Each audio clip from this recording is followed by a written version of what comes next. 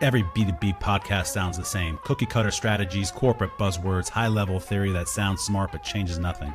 Meanwhile, the real game changers are out there breaking every rule in the playbook and crushing it. They're not following best practices, they're building their own path and winning in the ways that experts said wouldn't work. These are the rebels you need to hear from, the ones with tactics you can actually use tomorrow. This is Burn the Playbook. Burn everything that's holding you back.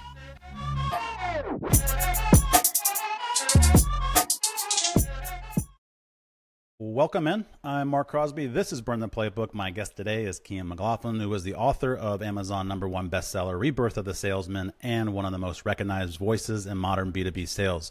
A two-time LinkedIn top sales voice and three-time top 50 sales blogger. Cian spent a decade in senior sales leadership roles at Cognos and SAP before leaving the corporate world to found Trinity. Hey, Cian. Hi, how are you? Good. Welcome. So you worked at SAP, you left to build Trinity. At what point did you realize that sales organizations had no idea why they win or lose deals, and maybe why nobody cares? I sat around in a lot of meeting rooms after we would get that unpleasant call telling us we had been unsuccessful in a sales cycle. And I looked around and we were usually discussing and debating why we'd lost. And we would usually arrive at a plausible narrative for what had happened. You know, we didn't really have our executive alignment lined up. Oh, they were leaning towards Oracle. Oh, you know, it was a race to the bottom from pricing perspective. And then we would just create a consensus around a couple of these broad themes, and that would become the accepted narrative for what had happened on that deal. And that would happen again. And it would happen when we won. It wasn't only when we lost. We would just make shit up and agree it amongst ourselves and move on. And that just struck me as the craziest thing in the world, because we'd put so much time and effort, we'd invested, you know, been very professional right the way through the sales cycle. And then at the very last step of the process, we were just kind of phoning it in and making stuff up. And so I started chatting to other folks in other companies like, you know, IBM and Oracle and elsewhere. And I said, how do you do your post-sales analysis? And it was effectively the same. We were all just making it up. And so that was the kind of the emperor's new clothes moment for me, Mark, where I was like, oh my God, as an industry, we're just missing a huge opportunity here. And so it set me off on this weird, wild path I've been on for 15 years to try and change that. Yeah, it's definitely a worthwhile problem to solve. I've been there in those meetings, and I'm not going to say that I didn't make stuff up at times, but you can always just push the blame to, I guess, wherever you see fit. And kind of everyone just nods their head. Yeah, it's price. You know, they're always undercutting us, or blah blah blah blah blah, or some reason, I guess, either to make you feel good or to save your job, whether as a salesperson or as a sales manager or maybe in an executive leadership. And then you just move on to the next deal or the next customer, and you probably tend to make the same mistakes. Is that typically what you find in your work? Yeah, very much so. And I think, you know, if for smaller deal values, the default is there's a drop down list in CRM when we're closing out an opportunity with, you know, 5 or 6 or 7 criteria, and you pick one, and that then tells you, you know, why you won or lost. And salespeople being salespeople, invariably we pick the one that's going to give us the least amount of additional scrutiny after the fact. So, you know, lost 2-0. Okay, I'll pick that one and we'll move on to the next one. And so then all these organizations I've spoken to, you know, to chief operations people, and they're like, we're losing deals for all of these reasons. You know, there's 3 or 4 things. I'm like, have you scrutinized that? You know, like, what do you mean? Because reps will pick the path of least resistance.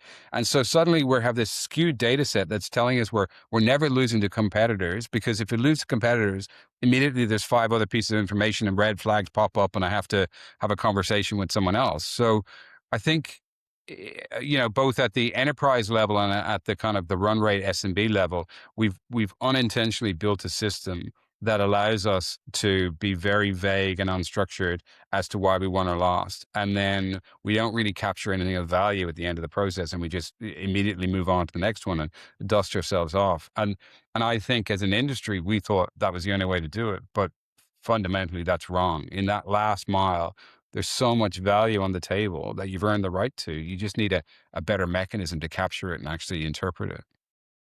So what does that look like? I mean, I've been in Salesforce for many, many years, and I know that drop-down box, and you just basically, you can either just pick one just to pick one to move on with your next task of the day, or you just pick one that's convenient for you. So how do you shift or change organizations and account reps and AEs to pick the right one? Well, how do you structure that?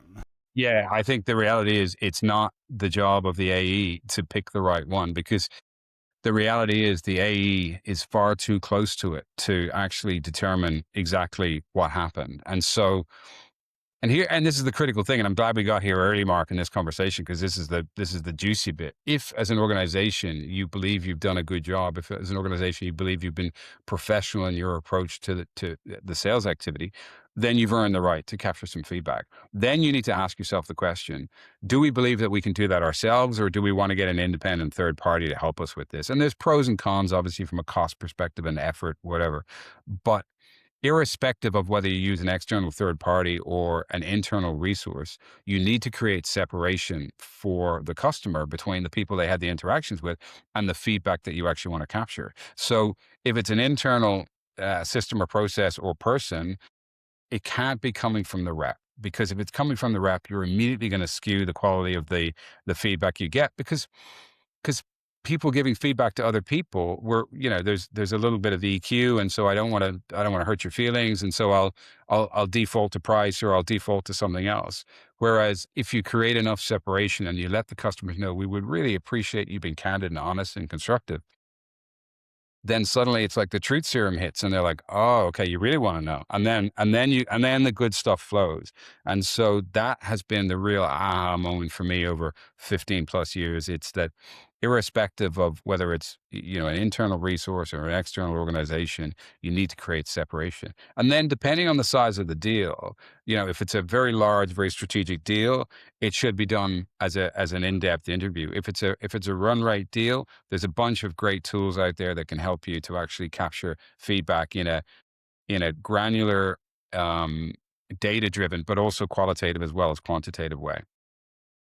Understood. And I guess on the other side, for the customer interview process, how do you guarantee that they're answering correctly as well, as far as providing the most accurate feedback, and it's not just based on one person's opinion, but or as an organization as a whole, as far as that decision how it was made? Because as we typically talk about, there's a lot of different people that are involved in deals. I think the number's up to 10, 12. So what does Yeah. that look like as far as triangulating what the actual reason was? Look, it's a great question. And I think, let me take a step back before I answer that. The first thing you want to do if you want to get really honest, detailed feedback is set an expectation during the sales cycle that irrespective of the outcome, we would really like to do a proper debrief at the end of this process. So you're setting the right tone. You're letting them know this is coming, so it's not a surprise to them. Because too often what happens is we lose a deal, and then we decide we want to do a debrief, and the customer's a little bit gun shy, and they're a little bit uncertain about, well, what is this and what's it for, etc. So as a way of setting their mind at ease, you let them know that irrespective of the outcome, we would really appreciate the opportunity to do this. The other thing that does is, during the sales cycle, that immediately differentiates you in terms of your professionalism and your attention to detail as an organization. So you get a level up just on that basis, but also the participation rate goes up significantly as well. The second thing that's really important to do is let them know what you're going to use the feedback for and what you're not going to use it for, because in many cases, they've built a level of rapport or relationship with the sales rep. So if they think this is going to be used to throw a rep under the bus or point the finger of blame, immediately people feel a little bit uncomfortable with that. So they need to understand that this is actually going to be used as a mechanism for us to test and improve what we do, to get better, to find gaps, to learn, to extract value from our cost of sale. But more importantly, that even if we didn't win it this time around and we have an opportunity to re-engage with you in the future, we'll learn our lessons. This is very much about watching the game tape back. And so whether that's at the enterprise level and we're doing it through in-depth interviews, or whether it's at the SMB level, back to your question, the next piece is you don't just go to one individual. Ideally, you get a cross-section of feedback from multiple stakeholders. It may be someone in the C-suite who was holding the budget. It may be someone in the business who was, responsible for, deciding which tool best met their needs. It might be someone in IT. And so you need to know from a stakeholder perspective, who were the folks that had influence?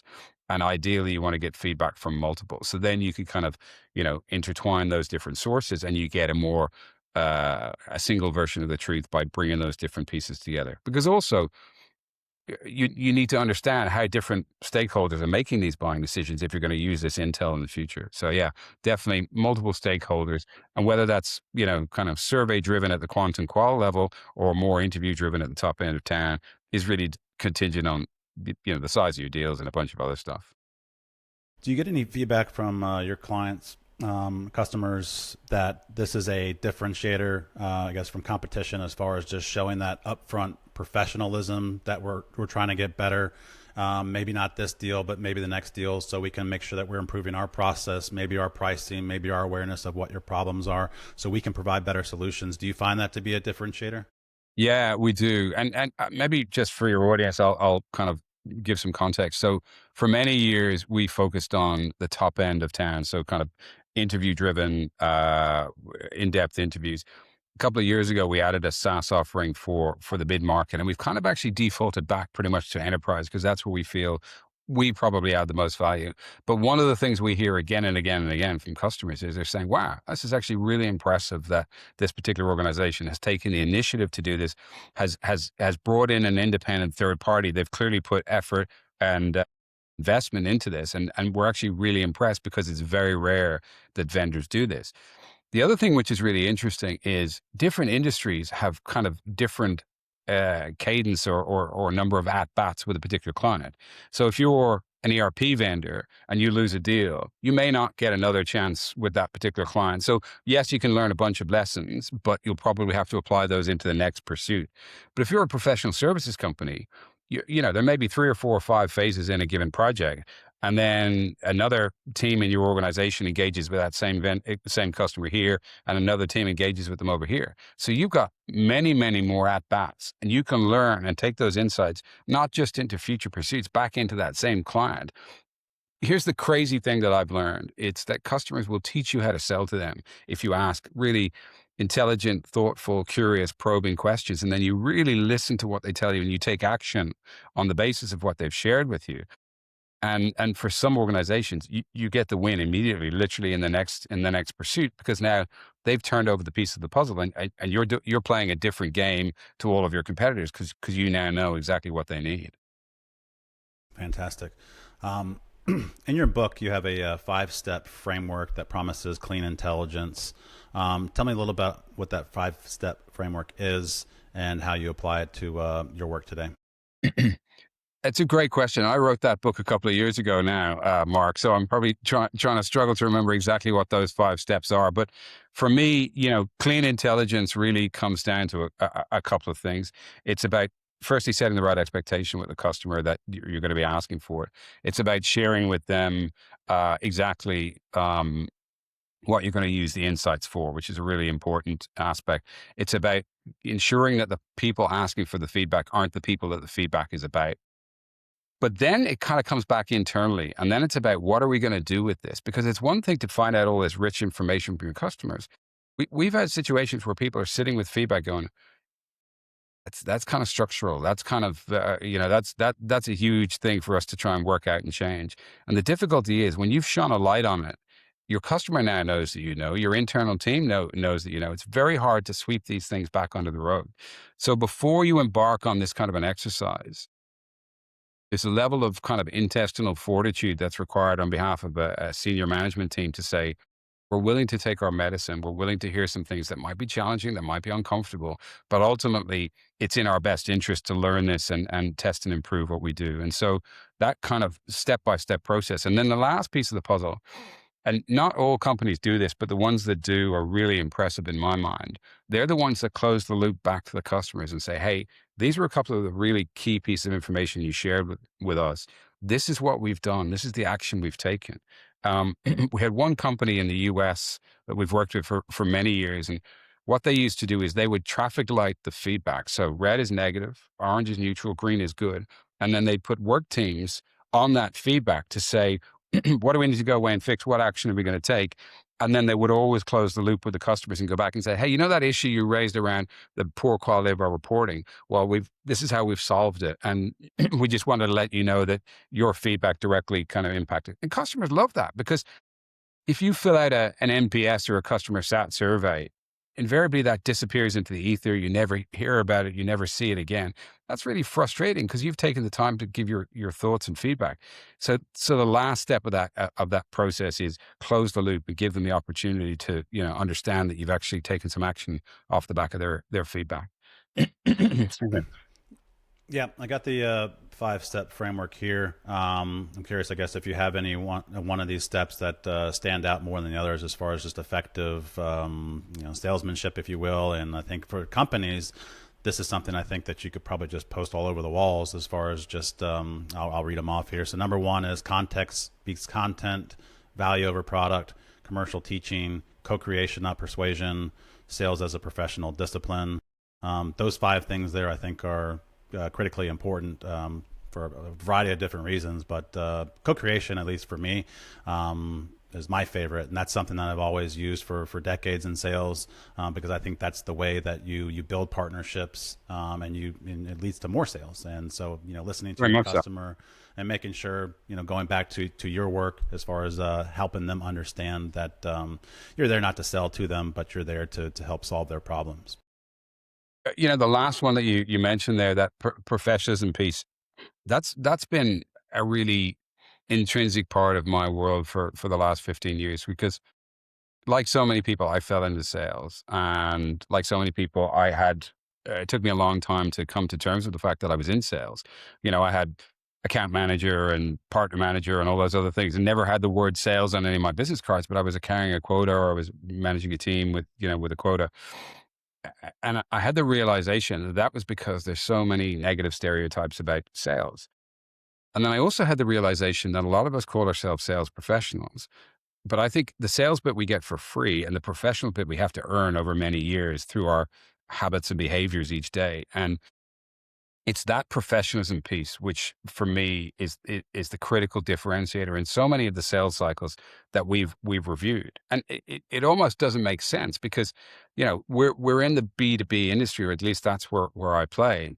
And yet so often when we talk to customers, they name drop the individuals they interacted with on the vendor side. And they were like, that person was really patient. They were really knowledgeable. They asked great questions. They were really, timely in their follow up and whatever. So they're name dropping the individuals, and they're also talking about the attributes of how they showed up.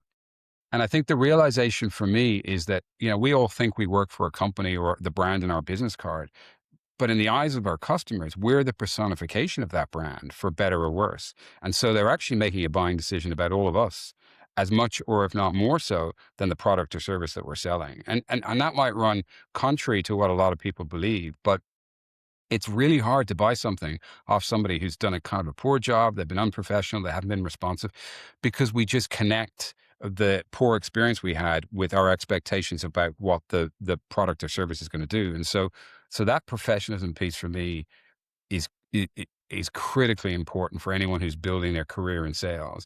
You're not 50% better or 50% worse than your competitors. There's all these little fractional 1 and 2% right the way through the customer buying journey.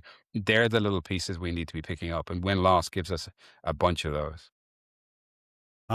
Yeah, I agree with everything that you just said there. And I think that at least the sales profession, there should be, I don't know, more support around, I think, sales in general, as far as just continuous improvement. Companies don't seem to provide any of that. And if they do, it's on some sort of digital platform that probably nobody visits, which I think is, I don't know, there's a lot of things to unpack there, but but I'll leave that one alone for now. As far as CRM, and we were talking about that drop down box and things like that, what are some of the 3 typical frictions that you think or have found over your research that really kill enterprise deals but don't show up in CRM? That's a great question. We could just spend the next hour talking about that one, Mark. I think one of the things that we see, and this is very much at the enterprise level, is we see an awful lot of decisions get made in what you might call the orals phase, or the presentation phase in decision making. And yet in many cases that doesn't show up in any material way, because quite often a customer might have a scoring criteria for, how they're going to compare different vendors. And presentation and orals may not even be in that. And yet when we talk to customers time and time and time again, they talk about how they showed up, how well prepared they were, how they interacted with each other, the questions they asked, the confidence they gave us, the knowledge and the credibility they had, and all these other things. So for me, whenever I work with organizations, I talk to them about the importance of that particular phase. And I talk to them about doing your dry runs, making sure that you're making your mistakes in the room. And, the best little tip for me that I ever had in my own sales career is that invariably there's somebody internally on the other side, on the customer side, who's very invested in this outcome as well. Take them along to your dry run. If you've got a relationship with your sponsor or your key stakeholder, let them know we're going to do a dry run on Tuesday ahead of Friday's presentation. You're welcome to come in. You're welcome to sit in on it. You're welcome to poke some holes in it. If they've got a very formal, structured process, they may not feel comfortable. But many times I've had customers who've said, that'd be great. I'd appreciate it, because it's their professional brand that's on the line internally in their own organizations as well. So you're giving them another opportunity to ensure that this is a good experience. So that's the first one I think I would talk about. It's that kind of the human piece. Risk is the next one, Mark, that I'd talk about. And sometimes risk can show up in CRM, but more often than not, it doesn't, not in any material way. And yet risk is the single biggest decision criteria that we've heard from customers over the last 18 months to 2 years, again and again and again. But risk shows up in a bunch of different ways. And I know when I was early in my sales career, I ran for the hills to try and avoid conversations around risk, because in my mind, risk was, oh, this is going to slow the sales cycle down. This is going to lead to revenue recognition issues. This is going to lead to this and that and the other. And so I tried to avoid that.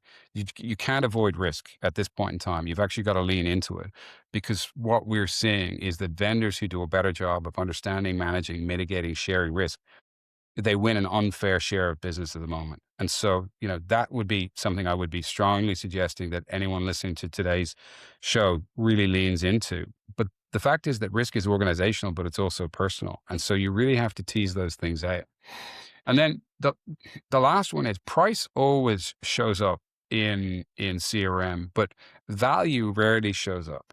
And the big differentiator for me is if you say to people, tell me what's important to you as a decision criteria, price will often be quite high.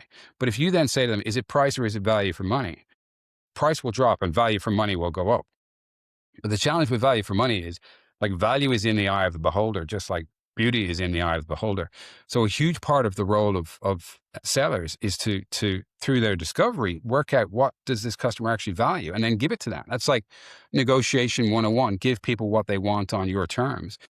But that doesn't show up in CRM either. So there isn't a mechanism to sort of say, what were the really critical value drivers for this particular customer versus what was the price point we came in at. And so I think CRM is great. It's a great tool, for forecasting on the one hand, as a customer repository for memory. On the other hand, you can do a bunch of stuff with it that you used to be able to do.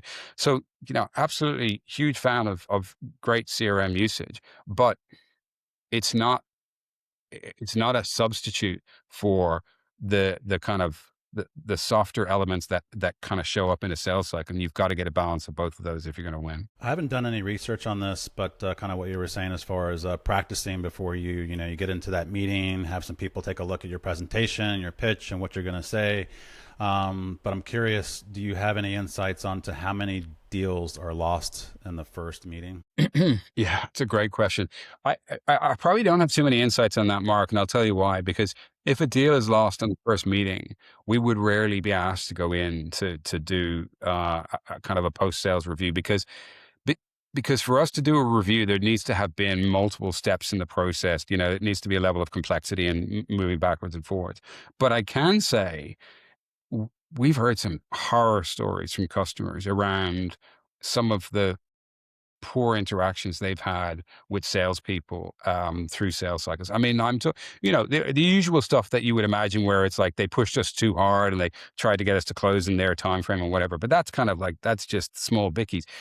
We've had situations. We had one customer who shared with my consultant when they were doing the debrief. He said, "Look, we received a document from this particular vendor as part of their tender response, and somebody had turned on track changes in the right hand column, and someone had written, 'I just made up these case studies,' and someone else said, 'That's okay, just put them in anyway,' and then they PDF'd it." with the track changes on. And this individual shared his screen and showed that, and he was like, that was the first impression. And like, we've had so many of these examples where you're just going, like, makes your head explode. So, I get to work with a lot of sales teams all over the world, and one of the things I say to them is like, just don't be like terrible, don't be unprofessional, don't be sketchy, just take your time. And the reason a lot of these things happen, not necessarily that one, but the reason a lot of this stuff happens is because we're forcing reps to do 3 times cover, 4 times cover, 5 times cover. So they're just spinning plates all over the place. Now we're trying to leverage AI, and we're trying to leverage other tools to help us with our capacity to do things. What happens is stuff starts slipping through the cracks because we're not carving out enough time to do exactly what you just said, to do the dry run, to have someone sanity check it and read it back to us. I spoke to another customer not that long ago, and they were making a $50 million buying decision. They had like 12 or 13 vendors that had all responded to a tender. We were there representing one vendor, and the customer said, look, their tender response was so poor that we had through to the first round. They had a table in their office, and there was one pile which was through to the first round. We're going to take another look. There was one pile that was out, and there was a maybe pile. And they were sitting on the maybe pile because what they'd done is they'd taken the tender, they'd broken it into pieces, they'd sent it off to lots of different people and said, you respond to that, you respond to that. And then they'd kind of brought it back together and cobbled it into a Frankenstein's bride kind of response document with, intelligent, well-articulated response here, gibberish here, different fonts, and then they'd given that to the customer as their response document because they just didn't have a good process. That was a $50 million piece of business. So we've just got to level up our expectation. I see a lot of like late 80s, early 90s quality documents coming out from companies. We just can't do that now. We just need to be better. For large enterprise deals and ones that I've dealt with in the past, I think that typically I've said that you win $100 million deal, and the day after that you should probably mark it as risk because, and also depending on why you won that deal. But I think that most people, they win a big deal, everyone's excited, they celebrate and they move on to the next deal. But I think you have to, just my own opinion, this is how I approach it, I think you have to hold on to everything or the reasons why you won that deal and not just let go of it, as far as just the reasons why you won it, and making sure that you're nurturing the champions within the other company and making sure that everyone is still kind of satisfied and meeting those expectations along the way. Typically when I've looked in CRM before, we have loads of money and the opportunities. Okay, everyone's talking about opportunities and nothing is ever in the risk. But I think that once you win a business, that business is essentially at risk, because at some point in time, the people that gave that business to you might not be there in a year or two, and making sure that you're, acutely aware of what those making processes, how they might shift over time, and not losing a hold of that, because I think that's how competition can come in and steal that from you. What are your thoughts on that? Like you've said a bucket load there. So the first thing is you need to understand why you won it. And so you win $100 million deal. I guarantee you there was 5 things that could have killed that deal for you at certain stages that you probably didn't even have visibility into. So you need to unpack that, A, so that you can take those learnings into other pursuits and win more $100 million deals. But B, you can understand where the risk factors were in that sales cycle. But you're absolutely right. My view is a customer is only a customer when they buy from you for the second time, right? The first time they buy, they're giving you an opportunity, and contingent on how well you deliver on the promises you made, then all of a sudden the golden gates swing open and you see all the other opportunities. And so the handoff from sales to delivery needs to be absolutely perfect. Delivery should be involved before the end of the sales cycle. Whatever you do from an account management or a customer, success perspective needs to be really crisp and well executed. And you're right, there's a ton of risk in that sales cycle, because what we see is we see huge deals lost by incumbents because they just got fat and happy. They got lazy. They took it for granted they were going to retain that customer because the cost and the effort to move were so significant. And yes, that is a barrier to entry for other participants, but it will get to a point where the customer is so frustrated with the lack of value realization or the diminishing, service that they're getting from you, that they will go to market. And then all it takes is one other player to come in and do an incredible job. And there's risk there. So given how hard it is to win a net new customer, why not get out ahead of this and build in, just to your point, mechanisms to test for risk. What's the canary in the coal mine at 6 months, at 12 months, at 18 months? And can we stay ahead of these things? And if you do that, then nobody's got a customer for life, but you may have them for 5, 10, 15 years, which is pretty good. Certainly. Let's shift a little bit into a discussion around AI. I'm curious how you're using that, at least in your business, and how that's showing up in some of the conversations that you're having with clients. So in terms of how we're using it, I came to a realization quite early that the best mix for us was a combination of human in the loop and AI. And that's proven to be the case, because at the top end of town, when we're working with really, really senior stakeholders and multi-million dollar pieces of work, you can't have an AI tool step in and have those conversations on your behalf. Maybe in 5 years you will, but at this point in time you can't.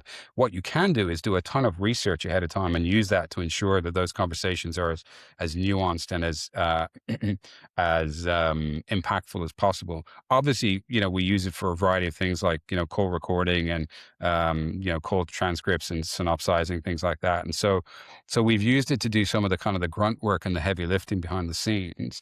But for us, it's that kind of human in the loop, that human touch from our really senior consultants that gives us a nice balance between the two. I use it all the time as well, in my work and the research I do. Yeah, I write content on LinkedIn. Sometimes I use it to help me kind of come up with ideas for that. But I haven't used it to write content for me. I haven't used it to write emails for me. Haven't used it to write proposals, soup to nuts from start to finish. Because as soon as we start doing that, for me, we're losing that human essence. And people might, disagree with me and say, well, Cian, it can sound like your voice. Maybe it can, but it's not going to parse the information the same way. And so I'm trying to find a balance for our organization where we kind of get the best of both worlds. And I think we're doing okay.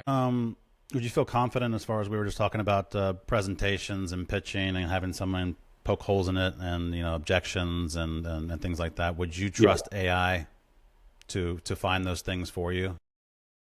It's a great question. It's an interesting use case. I don't think I would trust it at this point in time. I think, there's great emerging tools that allow you to kind of speak to camera and have it come back to you and tell you and give you feedback and pointers on that. But quite often there's going to be multiple stakeholders on your side of the table and on the customer side of the table. And so that dynamic, I think, shifts a little bit. So if there's no other mechanism available to you, you don't have an internal boss or coach or manager or whatever, then yeah, absolutely. That's a better mechanism. And there are some really good tools. In my old SAP days, I remember what we used to do is we would have to present to a group of folks who weren't involved in the pursuit. And they'd get to hold up a card that said, so what? Every time we gave information in isolation without giving context, which was really annoying. And they took great pleasure in doing it. But what it forced us to do was it gave us this muscle memory that instead of just kind of showing up and throwing up, we would give information and give the context as to why that was relevant for the customer. And so that built this kind of, mechanism. We're 100,000 people. Well, why do they care about that? What that means for you is that, and it forced us to say it like we were saying it for the first time, rather than just kind of regurgitate it as we can often do, where you're kind of just drinking from the fire hose and you're regurgitating it back and you've drunk the Kool-Aid. And that was a really useful mechanism for me. And so I'm sure tools like AI will be great at helping out in those situations, but I definitely feel like you still need that human piece to help you ensure you're on your A game. Yeah, certainly. It does miss, I don't know, the little nuances, and I'd probably have difficulty as far as articulating what it misses. But I think that typically when you get a response back, just from a human perspective, it misses, I don't know, maybe it's like the emotion that's lacking there, as far as just the buyer The subtle emotion, cues, and then yes, just having those little empathy things. for what the buyer's going through, what other people that are in the organization are going through. It does miss that, and also history, as far as with the account potentially, and how that, I guess, ties into kind of what the current state of affairs are with your business today.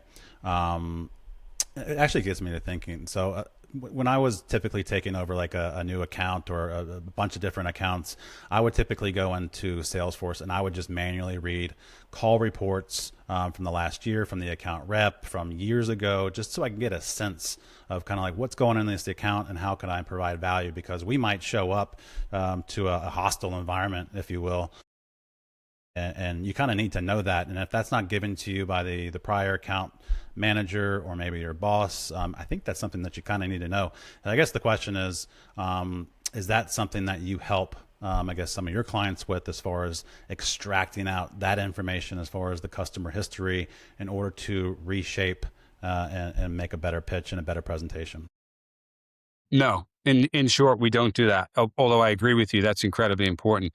What we do is kind of at the other end of the spectrum, Mark. So we will usually do a debrief with the account team before we go and speak to the customer, so that we get the context. We understand, are they, what's the context? Because I'm less interested in the reps views, or not in a disparaging way, but what fascinates me is what happens behind the curtain, what's influencing the buying decision, why are customers doing what they're doing. And so that's the bit that we really kind of double down on. So we get context from the sales team and the sales management team as to what their experience was with that customer. Were they hostile, were they engaged, etc. But ultimately, I'm more interested in hearing directly from the decision makers. Gotcha. Understood. Let's pivot over to our rapid fire segment called Burn It or Build It. I will give you 10 hot takes in B2B. You answer burn it or build it and maybe a brief reason why. Are you ready? All right, let's go. Number 1, cold email sequences. I've used them myself in the past. I think they're becoming less and less and less valuable. I will say build it, but build it really, really well, or else it'll be pointless and it won't get you anything. So build it just. Gotcha. Build it carefully.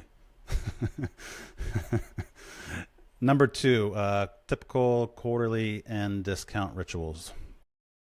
Burn it. We're teaching our customers the wrong thing. We're teaching them to come looking for a discount. We're teaching them to dig their heels in until the end of the quarter. We're teaching them terrible habits. And the thing I learned, right? First thing I learned is, a discount takes money out of your own back pocket. And bizarrely, it took me quite a while to learn that. The penny didn't drop. But the other thing is, we're setting an expectation with our customers. Like, we're digging into future deals because now I've discounted. So their expectation is that's the minimum. For me, everybody wants a good deal and everyone deserves a good deal, but a good deal is rarely the cheapest price unless there's nothing else we can give them. And if there isn't, we probably haven't done our discovery well enough. Mm-hmm. Yeah, certainly. I agree. It just creates a habit, if you will. And if I'm a buyer, I can just look at the calendar and say, well, I'll just wait a couple weeks. Yeah. And maybe I'll get a couple points off. Yeah. Number 3, gated content for leads. I'm not a big fan of gated content for leads. The philosophy I've had for the whole time I've been running my business is give people value early in the sales cycle because they will reciprocate in kind. And so, if it's incredible content, maybe you gate it. But I think most of what sits behind those firewalls is actually not incredible content at all. I would much rather give it to my sellers and allow them to drip feed that content, because what that does, apart from anything else, is it creates reciprocity. People want to reciprocate because they've been getting value from you all the way through. So my view is actually look at the customer buying journey, line up all of your content assets against where they're at in their buying journey, give it to them, and you'll start to separate yourself from the pack, but also you'll create that kind of warm reciprocity. And that can be great leverage at some point in the sales cycles. I think you've got to bring your IP to the surface. You've got to turn it into assets. You've got to share it with the world. And then you've got to back yourself that, the ripples will go out and they'll come back to you.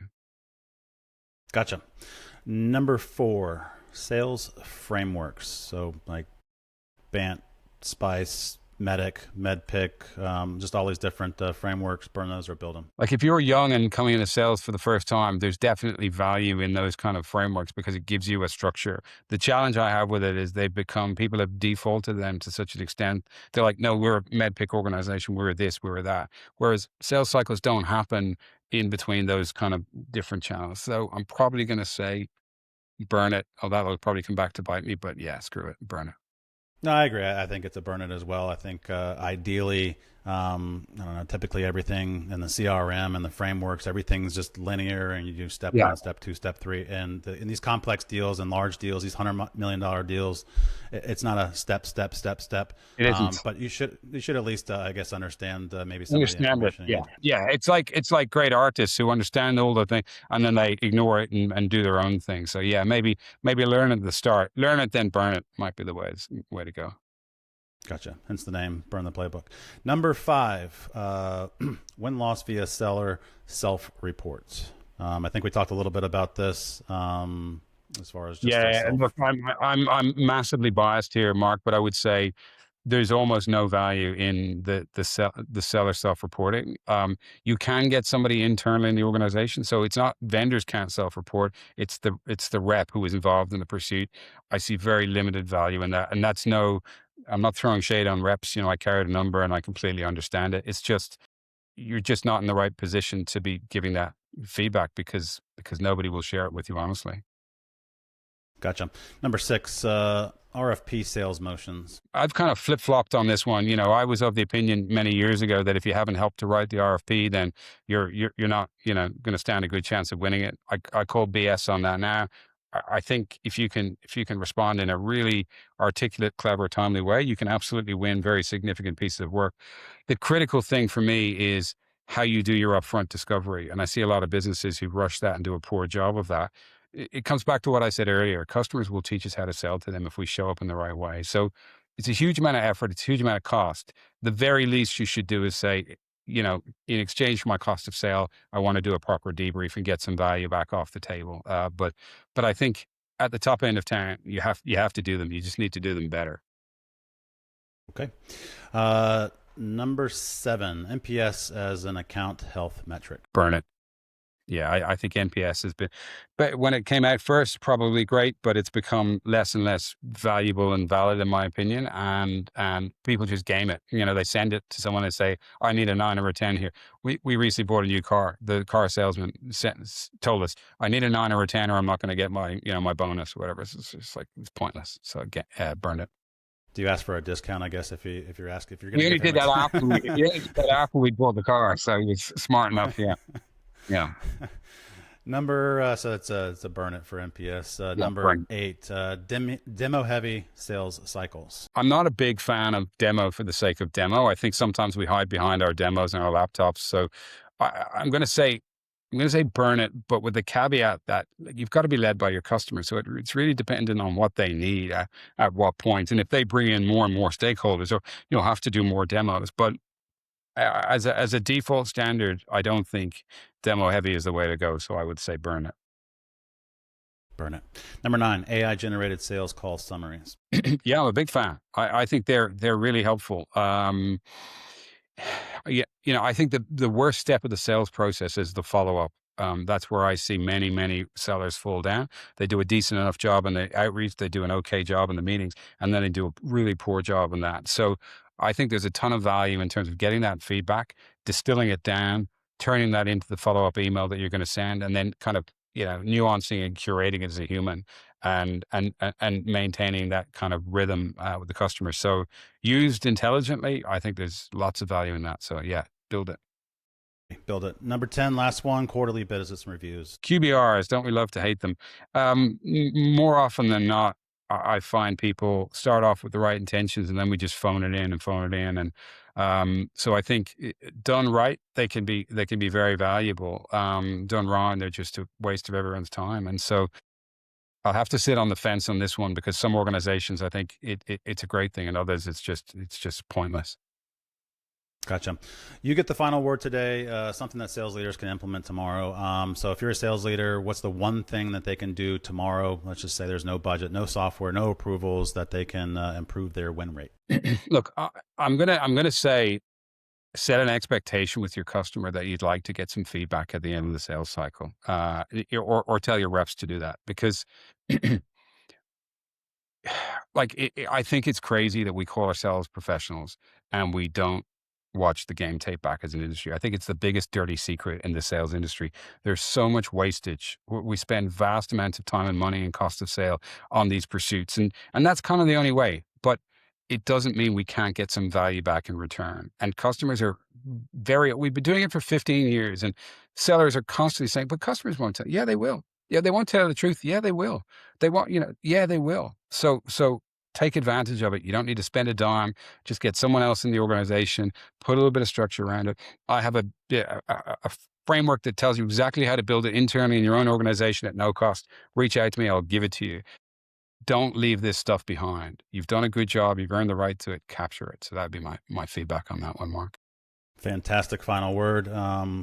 Where can people learn more about Trinity and your work? So you can head to our website, which is usetrinity.com, or you can hit me up on LinkedIn. I tend to write and share content there as well. And yeah, please do. I'm always interested to meet with sales leaders and salespeople, and I've got a bunch of assets I'm very happy to kind of share and put them out into the world. So reach out to me. Fantastic. Thank you for the time. Pleasure. Great to be here. That's how you burn the playbook. If this conversation fired you up, don't let it end here. Subscribe wherever you get your podcast. Share this episode with someone who's tired of playing by the old rules. And if you're ready to challenge your own sales approach, let's connect. Find me on LinkedIn at Marc Crosby, or head to digitalrebelsconsulting.com to see how we help B2B teams win differently. Until next week, keep burning what's not working and keep building what is.